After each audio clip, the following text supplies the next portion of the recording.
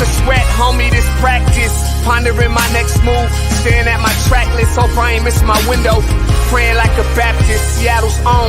Tired of this Game of Thrones. They made a list of the best rappers, and guess who wasn't on? While the disrespect continues, I'm steady packing these venues. Guess if you ain't at the table, you on the menu. And I'm that spitter, baby. They don't want you to see, but everybody south of Capitol Hill's rocking with me. Boys smoke the trays and plan to getting their life together. I'm comfortable with my role, so I'm like, whatever. Me, I ain't got a job, but I work hard. And you don't work hard, but you got a job. The irony is I'm judged while you feel the applause. I'm slept on, that's why I had to set this alarm. My dudes is armed, I'm armed with this arm charm. Body banging like she got that cream from Barry Bonds. Yeah. I did it for the city, I did it for the love, I did it for the people, I did it for us.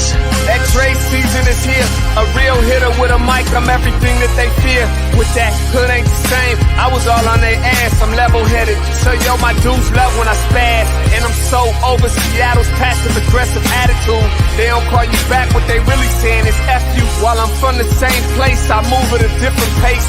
I prefer if you just said it to my face, damn, I did it. I did it for the city, I did it for the love, I did it for the people, I did it for us. Average dudes with they average spit, writing average rhymes, knocking average chicks. The closer I get, I can feel the people starting to shift. I'm loyal to a fault, and everybody can't come with. Rap's a rich man's game, I'm only playing with change. They bang models and singers, I'm knocking my own flame, I'm different. The crowd, I move with the chosen few. Black thoughts, I could be the front man for the roots. No diamonds and gold, I'm on my sticks and stones. If we can see your penny line, you should have on a thong. My team is strong, through this fire we forged a bond. And they already know what it is when I get on. To the hearse, party like it's December 31st. When I'm on my deathbed, I probably cracking my nurse. You ain't got the bars to compete, I'm a verbal athlete. Deflating these boys so they say that I cheat. Damn, I did it. I did it for the city, I did it for the love, I did it for the people, I did it for us.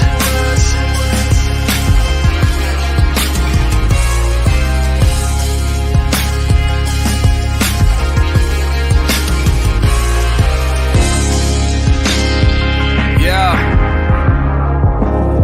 I should probably start by apologizing for the long wait, man. You know, I know I be tripping. But I'm not just a rapper, I'm an artist. And, you know, my creative process is a little bit different than most. Nonetheless, I want to welcome everybody out to the Dre's Experience. I got TCF in the building, my whole camp's here with me. I got the band in here laying this cool-ass vibe. And I'm Seattle's own. Let's get into it. On October 23rd, we unveiled the new Converge Media Studios to Stephanie Johnson Tolliver of the Black Heritage Society of Washington State, who along with Damon Brown of Creative Lou, designed our interview wall with epic images of Seattle's black community of yesteryear from the late Al Smith's photography collection at Mohi. We often speak about our past, our community, our culture, our traditions. Though times have changed for us here in the Emerald City, Converge Media is firmly rooted in our history and grounded in our legacy while focused on the future. We want to say thank you to all of you who support Converge Media. Just know that you are the difference. You made this studio possible, and because of you, we continue to grow and thrive in our purpose. So be on the lookout for new, impactful, and educational programming from Converge Media. And remember, Black media matters. Grand Rising and good morning to all of y'all out there. Welcome to the Morning Update Show. I'm your co-host, Trey Holiday, and we got a great lineup for y'all today. Some great things to celebrate and also some great things to be informed about.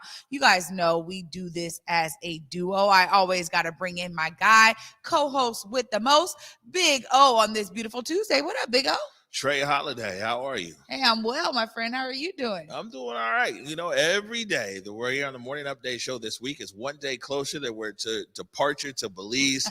out of here this Friday, 8:44 a.m., nonstop. Alaska Airlines inaugural flight from Seattle to Belize City, Belize. I see Afua's over there, like giving the fist pump because, we're going down there to celebrate Afro-Caribbean culture. Yes, absolutely. Miss Afua knows all about it. And you know what? You're so right about this countdown, man. It's getting real. I'm trying to get my bags together, brother. Especially, you see the weather out here. You know what I'm saying? Definitely want to send a lot of love and support to people who've been impacted. Some people, the impact might have been as small as they've lost their electricity, but some of the footage we're seeing from across the region, people have been flooded out their homes, some of everything else. So, we're fortunate here in downtown Seattle not to be as impacted, but definitely keeping those impacted in our thoughts. Absolutely. Lots of stuff going on in terms of those strong winds out there, a lot of inclement weather. So glad to make sure that folks understand we here at Converge are with y'all. All right, good stuff. Before I hop into my spiel, we're joined today by a good friend of the Morning Update show. I'm talking about Justin Carter, Capitol Hill, Seattle blog. I mean, we go way back. And Justin is somebody who has been with us through just about every single studio we've had, been here in a reoccurring guest, the Morning Update show. And when we first moved into this space, I was one of the first people I called. I said, Justin, we just moved in. Man, can you come down? He was here. He's going to join us today. And we're talking about, man, it's the next big thing here on the political radar, which is a council member, Shama Sawant Recall. And so that big election is on December 7th. So he's going to be talking about that. Also going to be talking about the rapid ride. What's going on in Madison? It's crazy because Madison intersects so many different neighborhoods, from the very affluent down there at Madison Park and comes through to the Central District up here to Pill Hill, the First Hill. So talk about that. And also, ain't going to be no dicks on Broadway. I'm talking about the food in 2022. He's going to update us on what's going on with dicks on Broadway. And then we've got Afua, Kouyate. I say that right? Kouyate. Where's that from?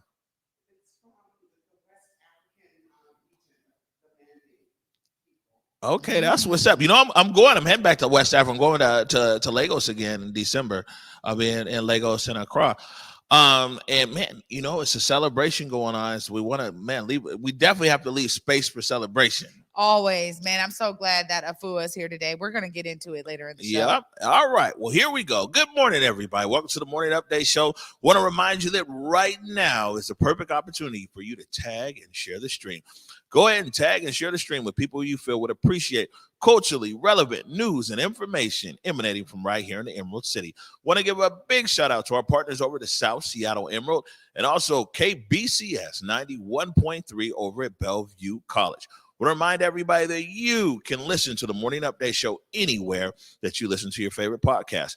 We got SoundCloud. Look at that. Okay, they got SoundCloud up there on the screen. You can also check us out on Google, on Spotify, iTunes. All you need to do is search Converge Media Network. Also want to continue to remind people that COVID-19 vaccine is readily available. It is readily available here in Martin Luther King County, really throughout the state, but we're focusing here on Martin Luther King County. We got a link there in the comments. If you need to get vaccinated, click the link and you can find out where you can get vaccinated. In some places, they can bring the vaccine to you. And guess what, Trey Holiday? What? Me and your colleague there, young Cuddy Delgado, we're actually going to get COVID tests right when we get off the air so we can have our COVID test within 72 hours of departure down to Belize. Yeah, absolutely. I'll be getting mine later on today too, making sure I have room for that in my schedule because I will not be denied when I get to that airport, my friend. I promise you that.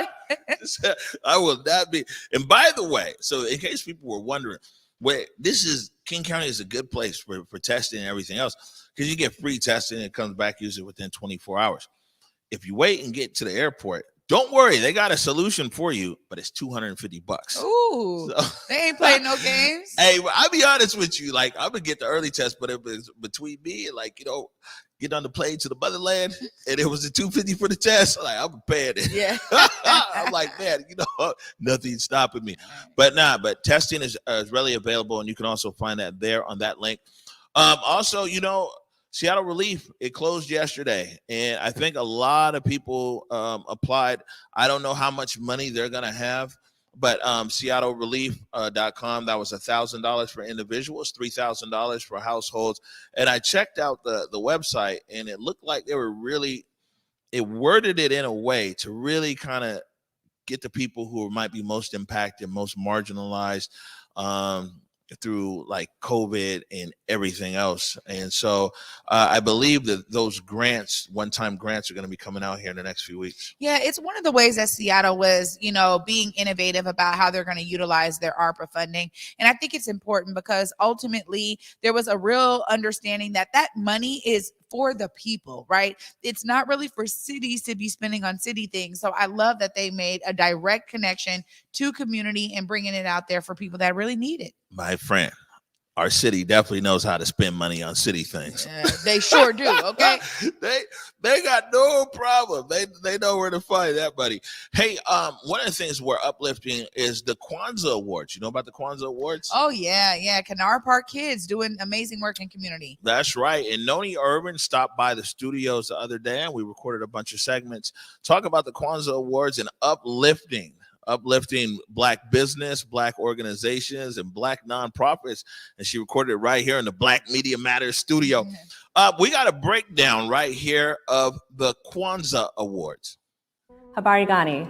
My name is Noni Irvin, and I am the creator and founder of Canara Park Kids, as well as the president of our sister nonprofit, Black for Charities, a 501c3 fiscally sponsored by Shunpike. Together, we are hosting the Kwanzaa Awards because it is important that we acknowledge and recognize the contributions and efforts of individuals and organizations who are showing us what the Kwanzaa principles look like throughout the year. Award recipients will be announced in January, 1 week after Kwanzaa holiday. The nomination window is open October 1st to November 30th, and yes, you can submit more than one nomination. Eligibility is simple. Individual award recipients must identify as Black, African American, or Pan-African. And organization award recipients must be 100% Black owned if for-profit, or 100% Black led if nonprofit. We are celebrating individuals and organizations that embody all 7 principles of Kwanzaa. There will be a total of 16 awards, an individual and an organization or business for Umoja, unity, Kujichagulia, self-determination, Ujima, collective work and responsibility, Ujamaa, cooperative economics, Nia, purpose, Kuumba, creativity, and Imani, faith. We will also have an Ngozi Saba award for an individual and an organization who embody all 7 of the principles.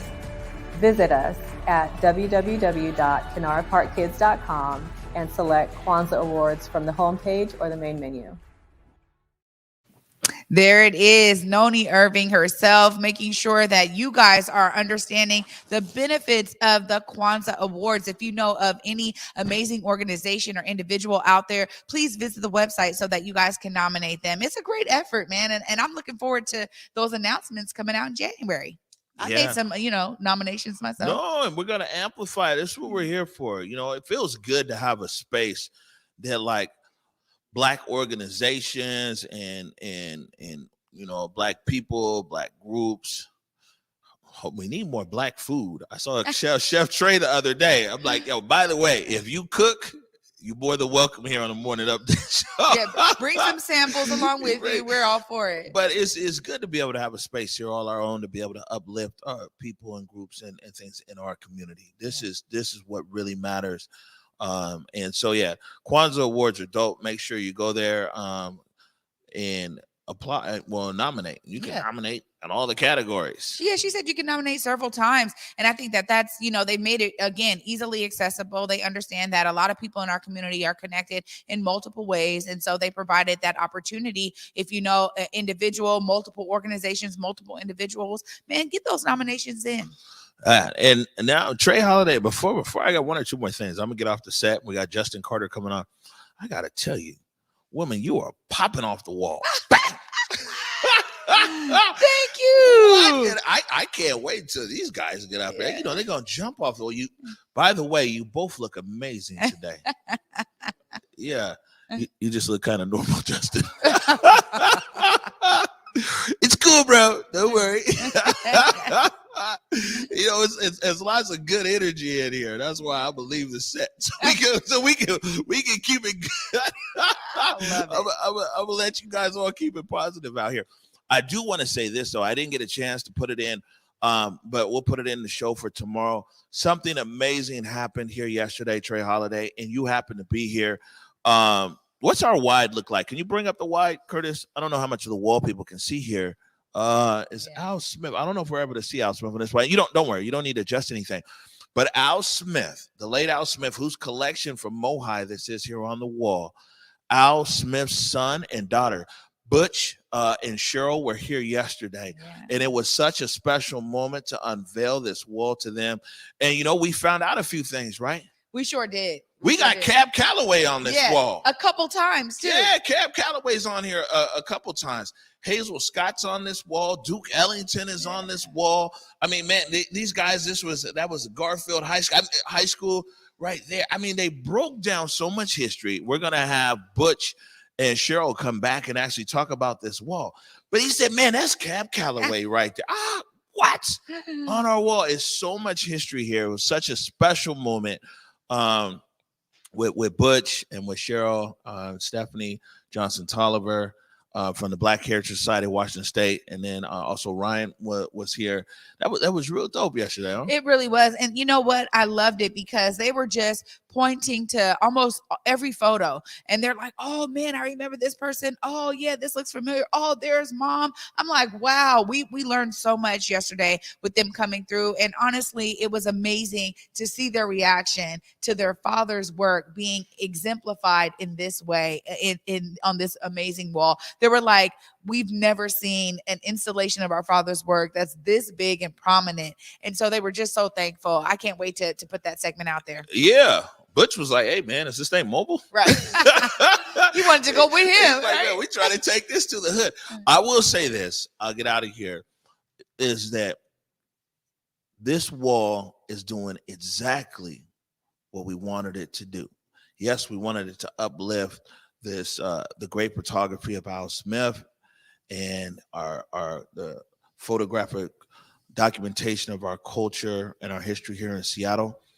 But man, this has done something else. This has people excited about our Black history. Yeah. Like, man, it's demand to get in here to see this wall. I thought people were wanting to see me. My phone was just blowing up. I'm like, hey, I must be doing good right now. You know what I'm saying? And they were like, no, we want to see the wall, want to see the wall, want to see the wall. And, you know, people are excited about seeing Black history. Imagine that. Yeah. You know, and the thing is that I love how we've been very intentional here to be sure that, you know, Al Smith's family was able to see it, that we made sure that the artists who did this and Stephanie Johnson Tolliver, who really made the connection for us, that we aired it out in a really specific way. So I'm with you. Oh, I'm getting the calls too. Trust me. Yep. And one more thing, I'll put it back on wide, Curtis. And people will see here that there's logos here on the bottom of this wall. And you can bring it back up. I wanted to make sure, let everybody know we put the logos here because these are people who've been supportive of us, you know, since we've been on air, all the way from our A1, from day one and everything else. But no one gave us money for this wall. This wall is a testimony to our subscribers and to people who donate to Converge. So it wasn't like, you know, the Paramount STG's logos on there. They didn't give us any money for this wall. You know, different Friends of the Waterfront, things like that. This wall is a testimony to the people who support Converge, you know, mostly our $5 family. You know what I'm saying? And we wanted to be able to take that investment that you make it in Converge and create something iconic. Yeah, absolutely. Shout out to everybody who's an amazing donor and supporter of Converge. We so appreciate you. And as Omari says, we really can't do this without you. So your appreciation, the appreciation that we have for you is abounding for sure. All right, good stuff. Well, why the positive energy is abound here in the studio. You know, I will exit stage left. And we'll bring up my good buddy, man. And I mean that in every sense of the word. Justin Carter. Look at that. I even made a handcrafted motion graphic for you, Justin. Justin Carter, Capitol Hill, Seattle blog, is up next. You're watching the Morning Update Show.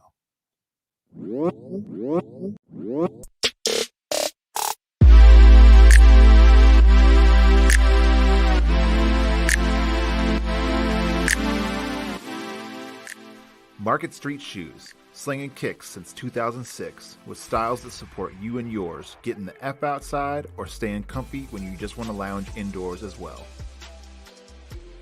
But wait, Market Street Shoes is way more than just a shoe store. Gear up for your next outdoor adventure with apparel and accessories that'll have you looking good on the streets, the trail, or even in your own backyard. With locations in Ballard, Redmond, and online at marketstreetshoes.com, there's undoubtedly a style and size that'll fit your lifestyle.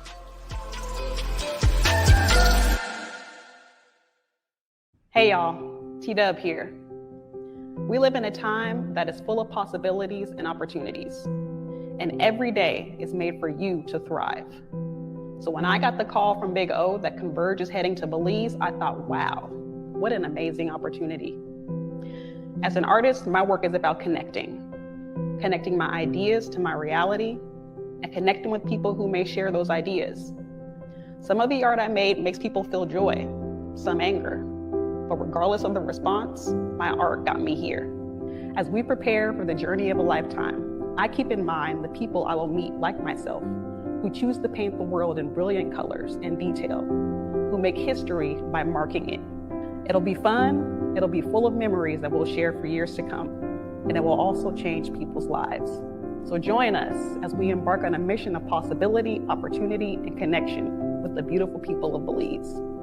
And to the people of Belize, we here at Converge are super looking forward to sharing our joy, our history, and our culture with you. See you soon.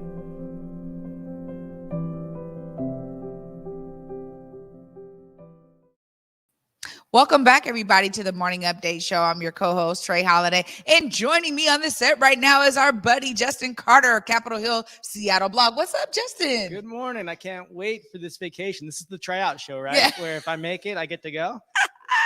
I love it. You know what? I'm telling you, it's that energy all week. So you're not the first one to be like, wait a minute, let me get my bags packed. I feel you. And really, everybody is ready for that sun. I'm going to tell you right now, the crew has been so excited. So you know what? We got to still do our news part. All right. So I'm glad that you're here, Justin. A little bit of work before the Bellican beer. Let's go. There we go. There we go. It looks like first up, we have this news about, the Sawant Recall. Let's go ahead and put that motion graphic up there. But there's a lot going on. Tell us about it. Yeah, it's here. The general election we just got done with, but some of the biggest decisions politically for District 3 are about to happen. The ballots go out this week, literally, in a recall election of the longest sitting member of the city's city council. It's a pretty amazing moment. It's also one of the strangest little elections that the county and the city has ever seen, and we're right in the middle of it, and it's just getting ready now. Ballots are coming out, and we're trying to answer questions for people because it's confusing. We don't do a lot of recalls here. Yeah, I think that's exactly right. A lot of people are just like, so what does this mean? What does it look like on the other side? Let's try to play this out a little bit here. Now, if Sawant is not recalled, then is it just the same business as usual? Business as usual, though I suppose politically it's pretty empowering in that we talk about mandates out of elections. It's a pretty big mandate if she's able to shake this and move past a lot of opposition. So it's business as usual with her, maybe an advancement in her place politically if people decide to vote no on this recall. Yeah, and I'll say, we saw some, I think, surprising things as we talk about Seattle being a progressive city in this general election. If she is recalled, what does that look like on the other side? What happens, Justin? Well, the logistics are the thing we can talk about first. What would happen is she's immediately recalled. It's not like there's a grace period or anything like that. Basically, she's removed from office after the vote is certified. The next step after that is a replacement process in which people will apply, names will come forward. The city council will pick and appoint a person to replace Sawant, finish the term through the next general election. So there's a lot of confusion about that. I've seen it misreported all around. The message is, though, that the replacement would only serve through next November, which is the next general election. And then another election would take place to fill the seat. So you're talking about District 3 voters are going to have a lot of ballots to deal with if they approve this and decide to recall their council member. Well, this has been, a story for us to follow indeed. And I'm so glad that you've been really up on it so that we can keep our audience engaged and informed and actually keep myself informed, because I'm not a D3 resident, right? Yeah, no, so I get to see all of this happening before my eyes. That's a key thing too. Like if you don't get a ballot, don't freak out. You may not, it's only District 3 voters. So you're talking about 75,000 people in the city who live or voters who live in that district. Turnout, it's hard to say. It's a really strange election. It's coming December 7th is the voting day. It's right in between Thanksgiving and Christmas. So it's not really sure how many, a few thousands of people are actually going to make this decision. So it's really going to be the whole city turning to look at places like Capitol Hill and the Central District on a really big question for the city's future.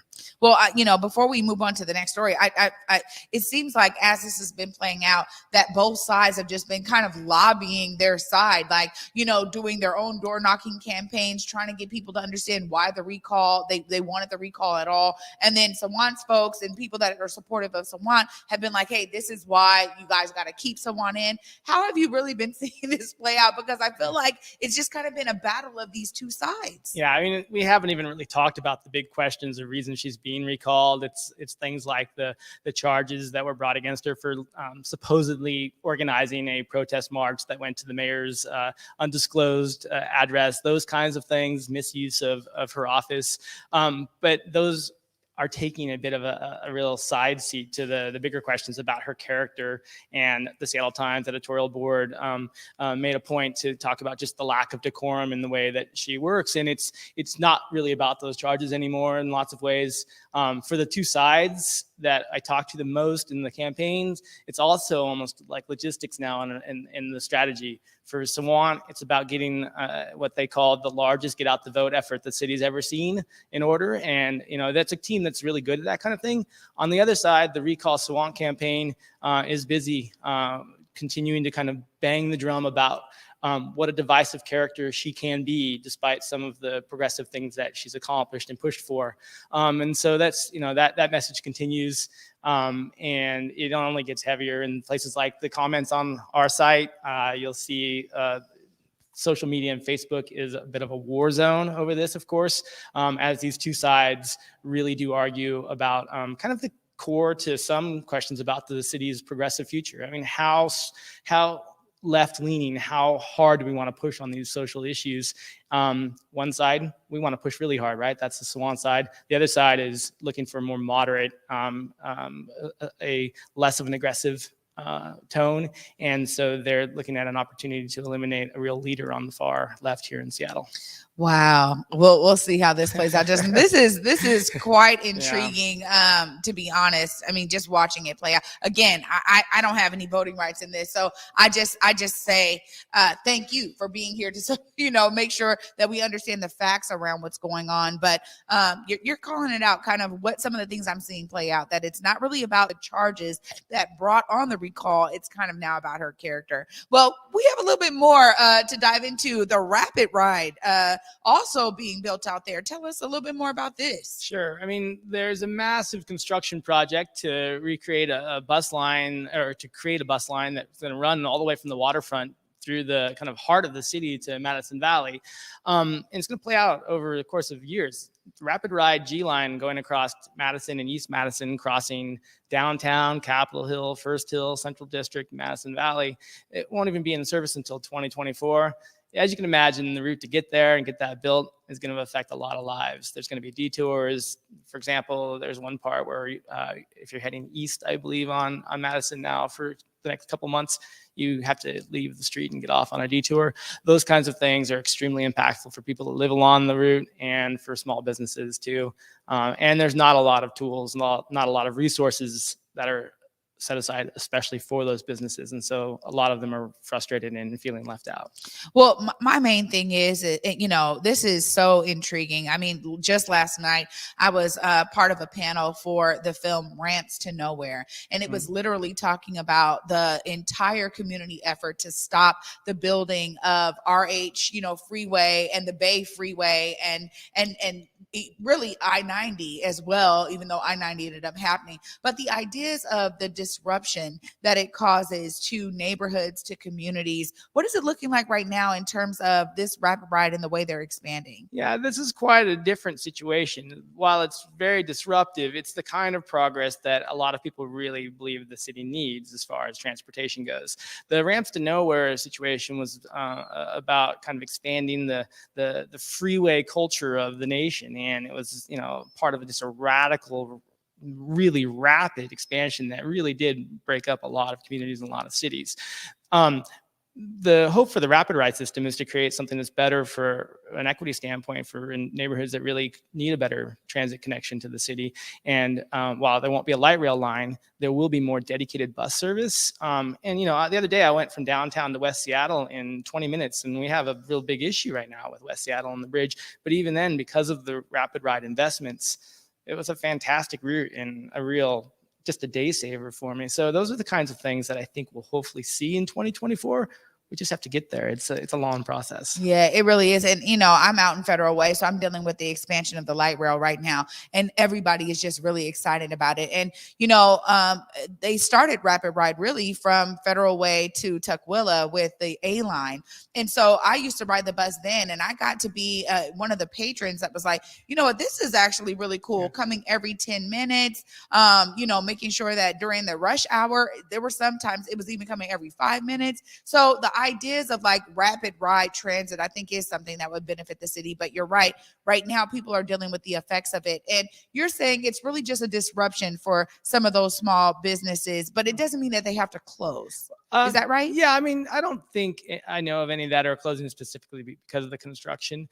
The way they're phasing the construction is designed to be the least possible disruption for people who live there and the businesses. For example, they're doing a couple blocks at a time with the heavy stuff as far as ripping out the concrete and repaving and doing utility work and those kinds of things, and then coming back and doing lighter stuff later. And I think that the hope is that for areas that are really disrupted, it'll only be like 2 months at a time. That being said, 2 months of really slow business around Christmas or something like that could really be a problem for shops and for services and those kinds of things. The city's hoping that businesses will take care of it or take advantage of existing programs like the Small Business Stabilization Fund, for example, as one way to find some financial mitigation to help them get through this period. Well, at least there's some resources out there. And ultimately, I think this is a great conversation to be having because we do need more transit in our city. And if we can do it in a way that is not going to cause harm and disruption, for me, maybe that's the way that they've learned lessons from that crazy freeway expansion that we had before. So, now you're going to get me to a topic that's like, come on, man, let's throw this up here. Talk about disruptions. Yeah, like talk about disruptions. I mean, Dick's, are you serious? Dick's no longer being on Broadway. What's going on? Slow down now. See, that's what people were freaking out on Facebook about too. You got to read the article. No, I understand headlines can be scary sometimes. The good news is that Dick's is not going anywhere in the long term. The bad news, though, is that we will start the new year 2022 on Capitol Hill without Dick's Burger, which is something we haven't been able to say, 60 years or something like that. So it's a pretty monumental moment for folks who enjoy, I guess, a cheap, fast food lunch on Broadway. They're doing an overhaul. They haven't done a redesign and kind of fixing the kitchen and those kinds of things in a really long time, decades. So the current closure, I think, is planned to start December 13th. So you talk about important dates in District 3. You've got the December 7th recall. A week later, having to face the temporary but long-term closure of your Dick's drive-in. So yeah, these are stressful times in the district. Oh my goodness.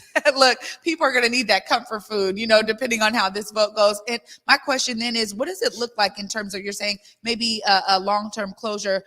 Do they already give some anticipation of when they may be done with all of their renovations? Yes, they're saying spring of 2022, which I don't want to be, add any negativity to kind of end this segment, because it's a good time. You guys are getting ready. So don't worry too much about this, but things during the pandemic have gotten really slowly for construction. Permits are slow because the city's backed up just for lots of catch up on projects, and there's not enough people to do the paperwork and those kinds of things.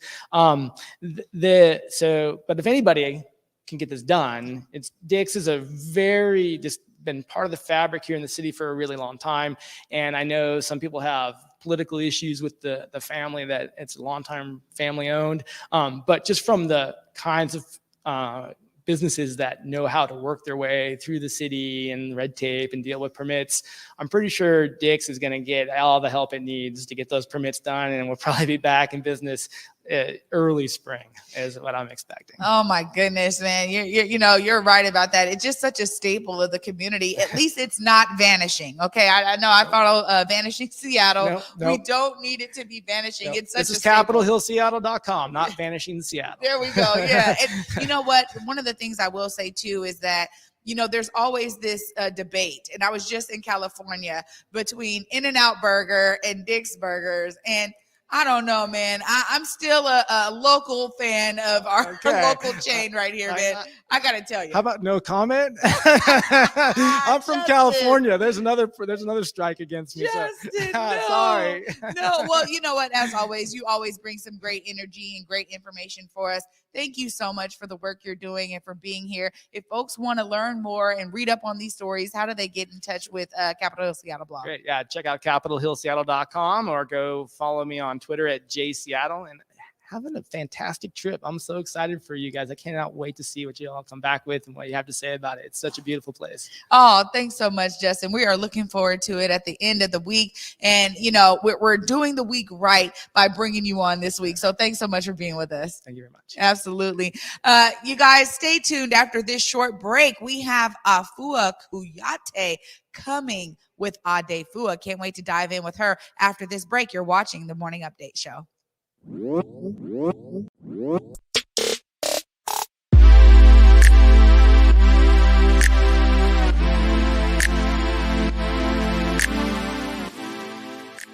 Market Street Shoes, slinging kicks since 2006, with styles that support you and yours, getting the F outside or staying comfy when you just want to lounge indoors as well.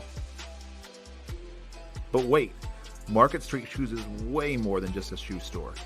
Gear up for your next outdoor adventure with apparel and accessories that'll have you looking good on the streets, the trail, or even in your own backyard. With locations in Ballard, Redmond, and online at marketstreetshoes.com, there's undoubtedly a style and size that'll fit your lifestyle.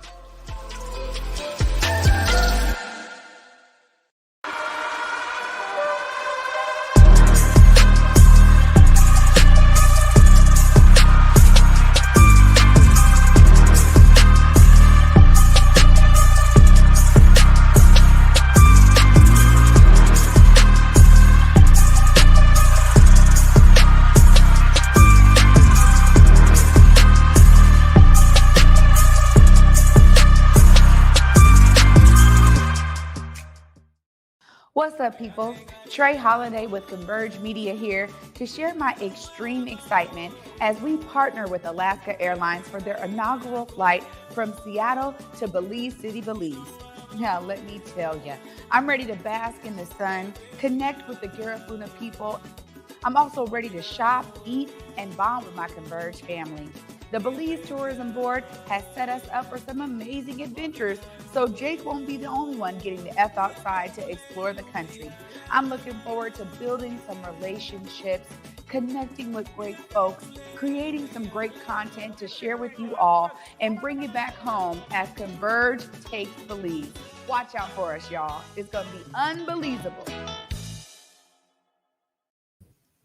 Welcome back, everybody, to the Morning Update Show. I'm your co-host, Trey Holiday. And joining me right now, I'm so excited because I get to see them in community all the time. Miss Afua Kouyate of ADEFUA. Hi. Hi, good morning, Trey. Hi. Thanks for having us. Well, thank you so much for being here. And, I love you know, it. Omari was right. You guys came in true African style. I gotta say, you are doing justice right now for everything you got going on. I want to be able to dive in because honestly, I want to talk a bit about you before we get into anything else going on. You have been a part and parcel of this community for so many years. Talk about, you know, your legacy, how you've been doing in community and staying really grounded to the people here. Thank you, Treyon. Well, I am very honored to say that I've attributed my life journey into 5 phases.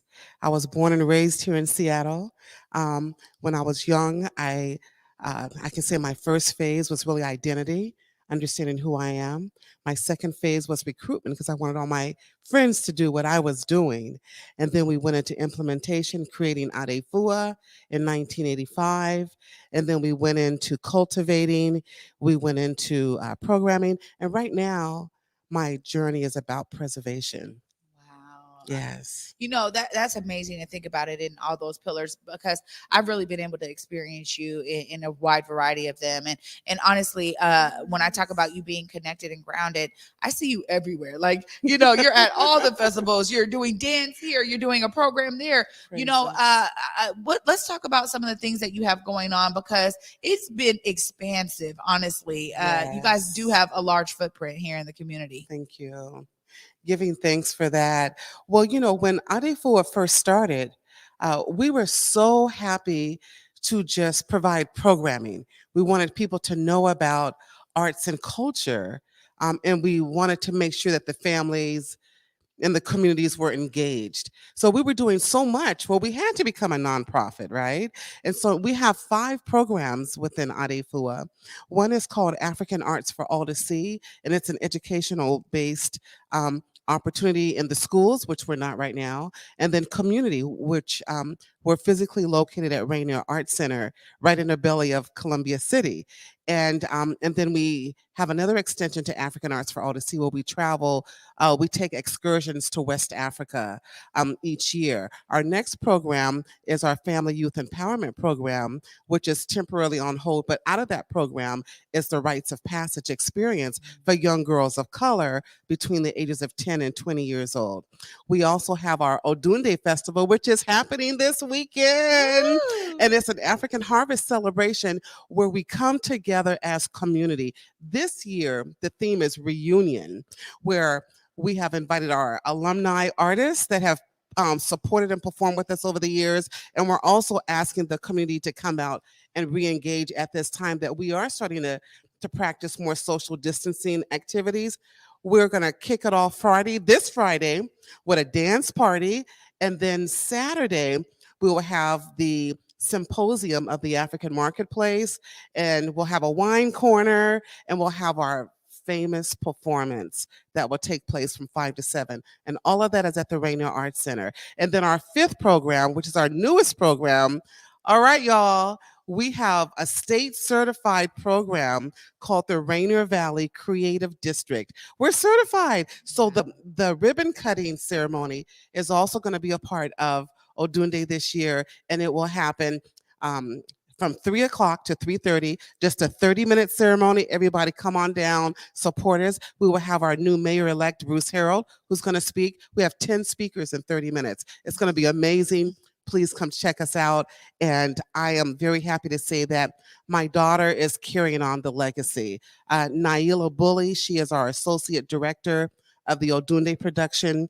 We have 38 performers on stage, and we are going to celebrate reunion. And we want everyone to please have your face in the place because you are ADEFUA and we are ADEFUA. Oh my goodness. You know, this is what I'm talking about when I talk about expansive. So this ribbon cutting ceremony, is that happening on Saturday? this Saturday, Wow. November 20th, from 3 to 3:30. Wow, Yes. right there at Rainer Avenue Arts. Right there at Rainer Arts Center. Tell us a little bit more so people can understand the huge important value when we talk about an arts cultural district. I know there's things that are happening in the Central District. This is very specific to Rainier Valley, and it has its own set of characteristics. Tell us a little bit more about how you got this effort to now be state certified. Okay, well, one thing I want to say, the 98118 zip code is the most diverse zip code in the nation. We have a plethora of arts and cultural families, and each family has their own culture. Every community has their own culture. When we talk about the Rainier Valley Creative District, we are creating some borders so that when you walk into the district, you know, oh, I'm with my people. We want to amplify, we want to unify arts and culture that are within families, that are within communities, and we want to make sure that we are increasing generational wealth. We want to make sure that space keeping, space saving, we want to move away from that old gentrification, conversation and activity. There's a lot of history in Rainier Valley. A lot of people don't know about the railroad, and there's just so much life and vitality that we are bringing into reality. We are bridging schools and communities. So the physical map of the Rainier Valley Creative District will start right there on South Alaska and Rainier Avenue South, hit due south on Rainier Avenue, and it will end right there on 57th and Rainier Avenue South. We're bringing in the schools together. There's been a lot of conversations around why we can't be. Well, we're here to talk about what we are. We stand tall about Africa. We stand tall about humanity, and it all comes into life and culture. If we were to focus more around arts and culture, we wouldn't have all the lack of, because when you talk about quality of life and education and the communal living that does exist within cultures, then we are successful people. We listen to each other and we grow together. So I'm really excited about these transitions. So the Rainier Valley Creative District is a program that is really steered from the Washington State Arts Commission, also known as ADEFUA. So they are guiding us in this process, and we are the first creative district in the city of Seattle. I'm very happy to say that, and we are the 9th creative district in the state of Washington. So we are opening up the pathway. Once we finish through like the first 3 months of some of the pivots and the benchmarks that go along with being certified with the state, then we have a relationship with the Washington State Department of Transportation. Well, they will provide signage on the interstate directing people to the creative district. Wow. I mean, this is so huge and monumental. And, I got to just publicly say it. I've said it privately already, but I got to say publicly. Yes. Wow. Kudos to you. I know you have been leading this effort. I know you have a team. I know it takes a village, but I have seen you be a spokesperson for this time and time again, and making sure our community members are engaged and informed on this. It is necessary. And I know, you said, look, we're open to all the folks out here in the Rainier Valley. We want everybody to be engaged and involved. And before I bring on Leoma, I got to ask you, if folks are looking to get connected, get plugged in, if there's volunteer opportunities or other opportunities for folks to be able to utilize their voice, utilize their lived experience to help in the effort, how do they do that? Please just Google Rainier Valley Creative District. We have a website, and we are ready. We are in transition. We want this to be an intergenerational experience for all people. And this, even though we are focused about, uplifting and engaging and unifying the arts and culture to happen in Rainier Valley, this is a statewide initiative. We have our representatives from the state of Washington and the city of Seattle that support this. It was supported through the city council on February 22nd of this year. We are aggressive. We are moving forward. And we want to make sure that you know that you are welcome to be a part of this. Everyone walking, living, and even our ancestors who have passed on, they are a part of this process. We need volunteers, we need supporters, we need donors, we need stakeholders. If you have visions of how we can get over this gap and bring resources back to Rainier Valley, please contact us. Wow. Yeah. Miss Afua. Well, Thank you. Thank you so much for making the time. I know your schedule is quite busy. You have so many different things you're doing. I'm so glad that you could be here on the Morning Update show today to bring this information to our Yes. audience. Thank you so much. Thank you. And, and congratulations on your trip. Thank you. This is amazing. And we want to hear, we want to follow you as you're over there, because arts and culture really is a transformation that we could bring to you from afar right here in Seattle. Yeah, Thank you. absolutely. And you've been doing it. Yes. Oh my gosh. Yes. Thank you so much. Thank you. Absolutely. God bless. You guys, I'm telling you, we told you it was going to get nice and warm and toasty in here today, and the vibes are alive and well. I'm so excited because coming up after Miss Afua and after this short break, we have Leoma James, who's also connected to this effort and an amazing soul out there in community as well. Stay tuned after this break, you guys. You're watching the Morning Update show. Thank you. Hey guys, Besa Gordon here, and guess what? Your girl officially has her first passport, and thanks to my good friends over at Alaska Airlines, my first stamp will be Belize City, Belize. I want you all to follow my journey to Belize from jumping on Alaska Airlines' inaugural nonstop flight to Belize, to me landing in Belize and literally enjoying the nightlife, the yummy foods, ancient Maya sites, and so much more. I cannot wait to finally experience life outside of the United States. And the simple fact that it's with my Converge Media fam, it just makes it so much better. And plus, it is my birthday month, so you know good and well your girl needed a vacation. This unbelievable excursion is powered by our friends at Alaska Airlines and the Belize Tourism Board. Grab life in Belize.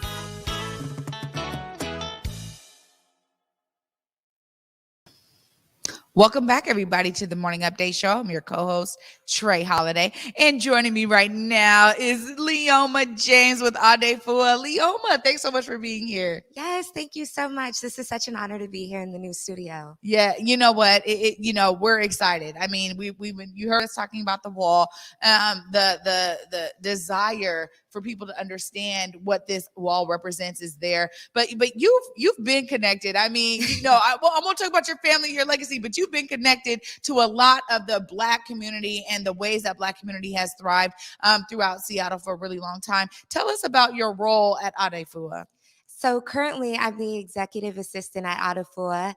It's been a really wonderful opportunity for me. I used to dance for Mama Afua when I was really young, as well as my sister. I have memories of being at the Paramount, of doing different events with ADEFUA. So it's truly a blessing to be able to work in community and work for this nonprofit organization that has been a part of my life for the entirety of it and been rooted in Seattle for the last 36 years. Wow, 36 years is such a legacy. I mean, honestly, we know that, there's a real passion behind the leadership to keep it thriving throughout all of the things that we've seen as our city has ebbed and flowed with culture. The ADEFUA camp and organization has really been a staple. How have you been able to bring your brilliance to the table at ADEFUA? Well, I think the really exciting thing about ADEFUA is that it's really rooted in African arts and culture, and it really continues to showcase the vibrant culture that lives in Africa. And for me, I was in Africa in 2015. I was in Kenya. I was studying at the United States International University. And then 2017 and 2019, I served in the Peace Corps. So I was living in Africa. I've lived in Africa for about 30 months of my life, which I think it's incredible. And being a part of an organization that really fills my cup because, for many people many Black people, when they go to Africa for the first time, when they come back, it's when they realize there's something that was really missing from their life. And there's this peace that you get, and you're always constantly yearning for this peace back. And so coming back to Seattle, I came back in the wintertime. It was like I had been living in the desert for 2.5 years. I was eating, fruits off the trees. It was just like, oh, I really need. And with gentrification, seeing the city change so much, I needed that community, and I needed to be a part of an organization that was really rooted in that African identity and really, reaching back, like that Sankofa bird. So it was really, I mean, it's really awesome to be a part of the organization. And so, yeah, I'm just excited for another 36 years. There you go. And you know, the great thing that I love that you said there is so true. I spent time in Kenya myself studying there. So I was there for a while living there. And to be honest, I was so blown away, not just at the experience I had there, but the people I was able to meet, the connections I was able to build, relationships and things like that. And you're able to bring all of that beautiful knowledge into ADEFUA. And that's very rare because we know that oftentimes, you know, corporate structure in general just really does not understand the value of it. So let's talk a little bit about some of the programs that you're involved in at ADEFUA and some of the things that you're doing there as executive assistant. Mm-hmm. Awesome. I know. I love my title. I am the executive assistant. Yes. I do wear that title with pride. So I do a lot of things within ADEFUA. I think one of the really exciting things is this marketing piece. You know, we're really trying to cultivate our social media. It's so interesting because we're on all platforms as ADEFUA Center.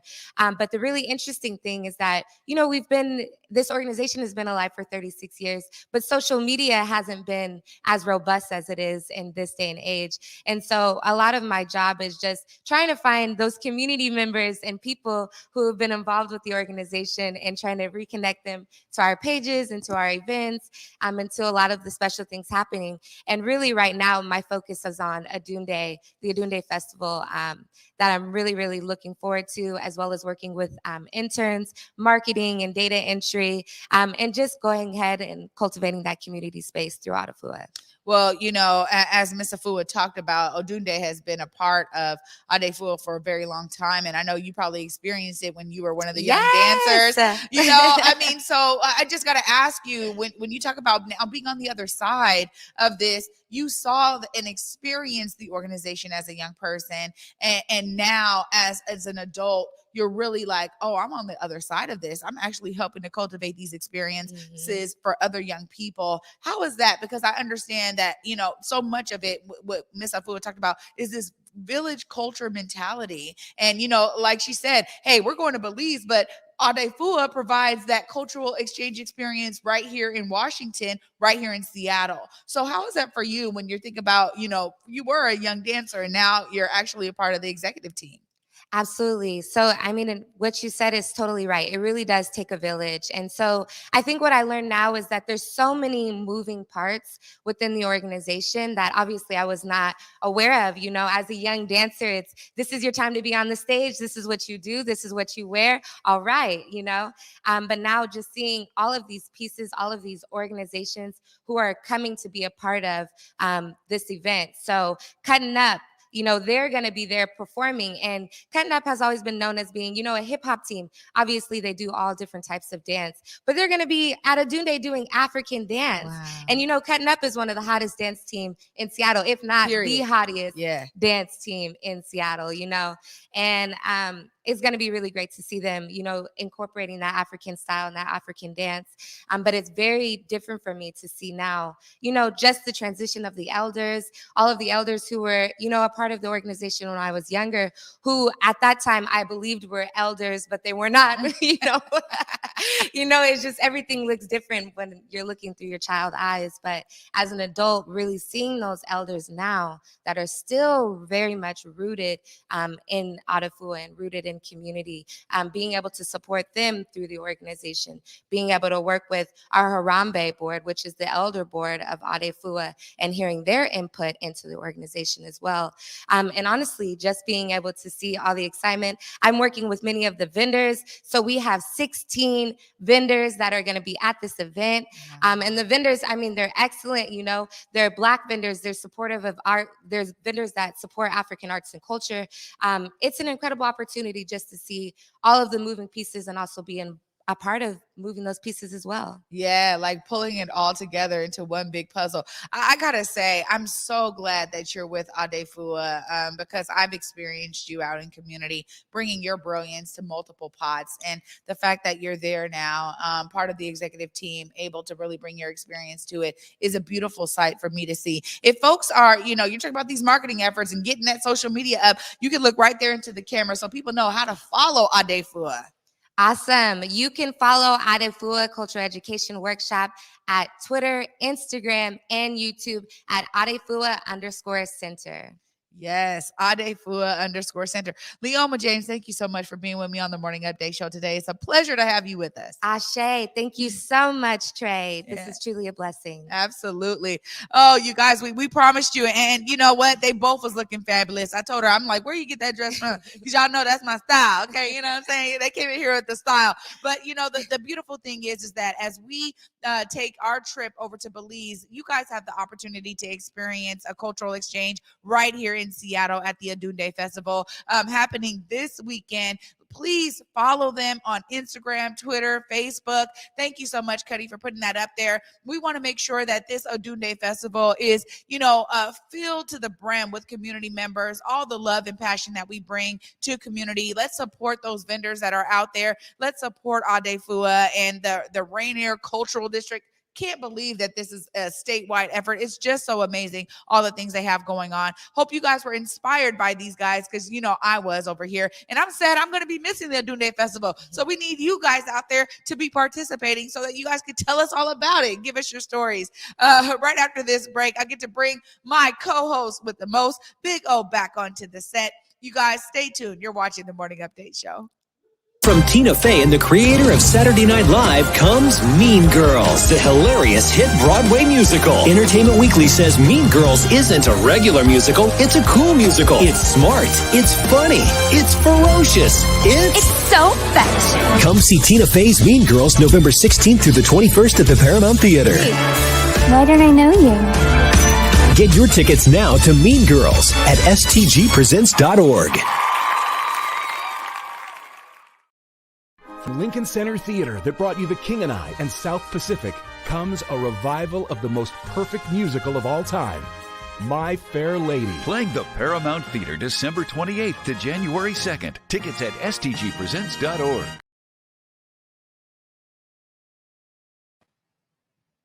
Welcome back, everybody, to the Morning Update Show. I am your co-host, Trey Holiday, and what an amazing show today. We got some news in, we got some feel-good in, and now I get to make sure I bring Big O back onto the set. What up, Big O?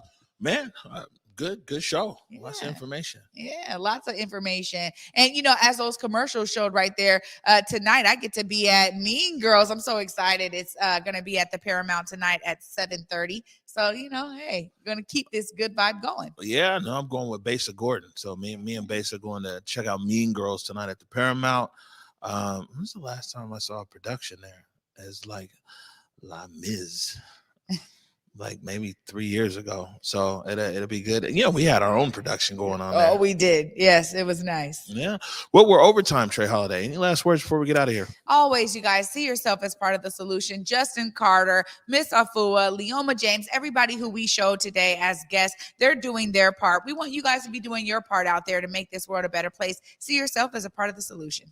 All right, good stuff. Yeah, the countdown is underway. We're on our way to get out of here on Friday. Big shout out to Alaska Airlines.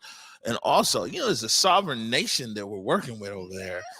The people of Belize and the Belize Tourism Board, really excited to get on the ground. We got a lot of stuff. Jake's actually shooting, might even shoot a whole season of GTFO down there. So we're looking forward to it.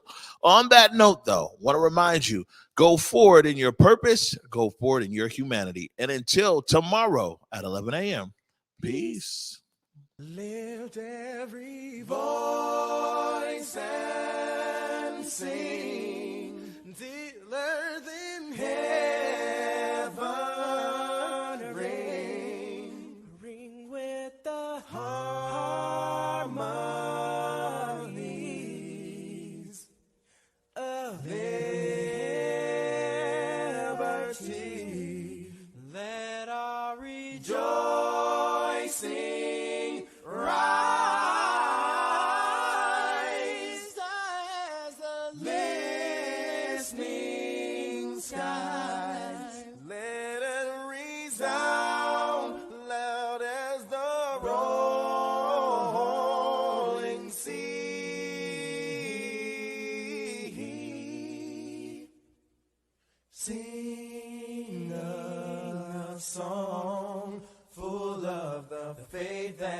and the dark past has taught us. Sing a song full of the hope that the present has brought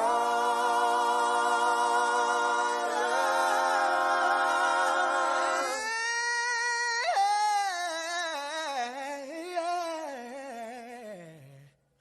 Facing the rising